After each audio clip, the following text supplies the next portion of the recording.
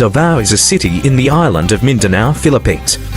Davao can be described in many words, but nothing best embodies the city's characteristics than these four icons: Philippine Eagle, Mount Apa, Wailing Wailing, and Durian. Ilog ng mga ulap, hinihipan ng hangin.